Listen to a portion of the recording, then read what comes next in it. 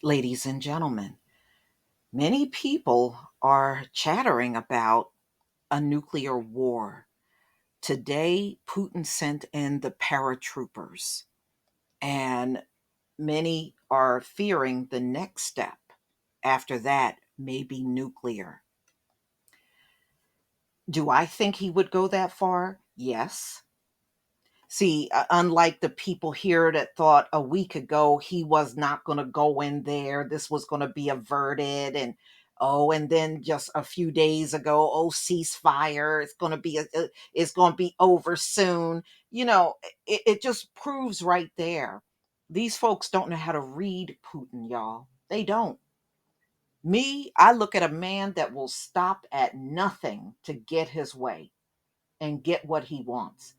They see a person that think like them. Oh, after a few days, back off and everybody leave. No, that's not going to happen. And this peace you're looking for don't exist. And you certainly won't see it in this case. When have there been peace on this planet? It has not been peaceful for centuries. Where's the peace? You can't point to any location on this earth and it's peaceful. It's turmoil everywhere. I wish you all luck with your peace talk. Good luck for real. Okay? So,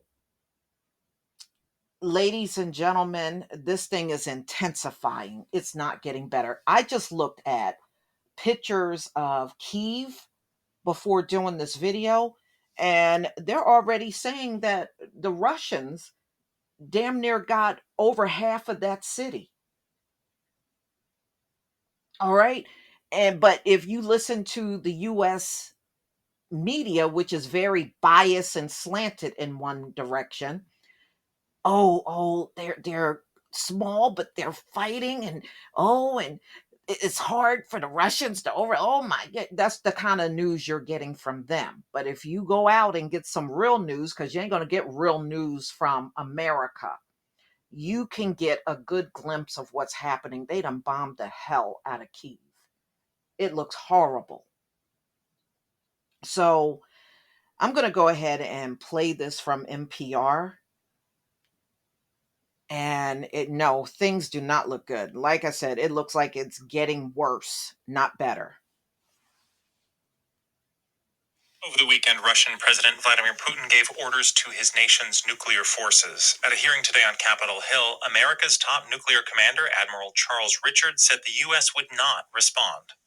I am satisfied with the posture of my forces. I have made no recommendations to make any changes. But some experts are worried about the possibility of nuclear escalation. NPR's Jeff Brumfield has more on why. Putin gave his orders to two stony-faced generals. Pavel Podvig, a senior researcher at the UN Institute for Disarmament Research in Geneva, Switzerland, watched the Russian president's statement. He basically said, because of all these hostile or aggressive statements and aggressive policies, we should start this special mode of combat duty. It's unclear what a special mode of combat duty actually is. Podvig says a follow-up from the Russian Ministry of Defense implied it may just mean upping the staffing levels at facilities that support nuclear weapons. They just added a few more people. When it comes to nuclear weapons, Russia has a lot of options. Hans Christensen is with the Federation of American Scientists. We estimate that they have about 4,500 or so nuclear warheads in their military stockpile. Many of those warheads are not intercontinental world-ending weapons, but smaller, so-called tactical nuclear weapons. They were developed for the purpose of fighting a limited regional battle. A nuclear war in a very small area. These battlefield weapons can be launched on the same missiles Russia is currently using to bombard Ukraine, though right now there's no indication the nukes have been pulled out of storage. Russia officially says it would only use nuclear weapons if the nation's very survival was at risk, but not everyone thinks its nuclear rules are so clear-cut. Olga Oliker is with the International Crisis Group. A lot of people have questioned whether the bar for Russian nuclear use is as high as its official statements say. In 2018, the Pentagon's own nuclear posture review warned Russia might use a battlefield nuke to, quote, de-escalate a conflict on terms favorable to Russia. In other words, Russia might detonate a smaller weapon to get its opponents to back off. Oliger thinks such action would only happen in a direct war with NATO forces. In the current conflict, I think it's very unlikely that Moscow is just going to lob a nuclear weapon at something. Obviously it's been a week where a lot of people's assumptions have been challenged, but I'll cling to this one for a while. So why then is Putin rattling his nuclear saber? Putin has had a pretty bad news week. Jeffrey Lewis is at the Middlebury Institute of International Studies at Monterey. The Ukrainian army is fighting back, which he didn't expect. The Russian army is performing dreadfully. They are indiscriminately shelling civilian areas. Those things all make him look weak, and the best way to push those headlines down a little bit is a nuclear threat. But Lewis says there is plenty of nuclear risk. Putin has already miscalculated in his invasion of Ukraine. What would happen if the Russian warning system had a false alarm in the middle of a crisis like this? Would Putin know it was a false alarm, or would he jump to the wrong conclusion?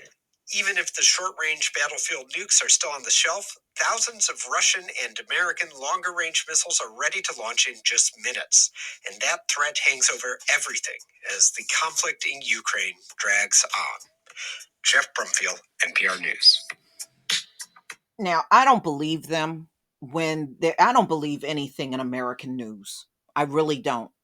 Okay? Only because from the start, everything that was reported absolutely didn't happen. And then I remember, oh, they're pulling troops. They're pulling troops. And then the next day I'm looking online, he done beefed up the troops around the border of Ukraine.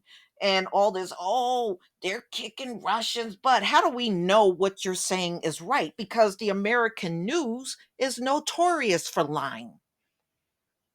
You won't even tell the truth about the pandemic, but we're supposed to believe what you're saying about this.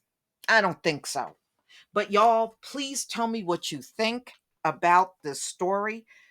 Look, he's beefing up his nuclear team. You don't do that with no intent to use anything. And it's just so typical of Americans to always try to act like they know what this man think, and they haven't gotten nothing right yet. Please leave your comment and subscribe. Don't forget to hit on the notification bell, and I'll see you on the next video. Peace, family.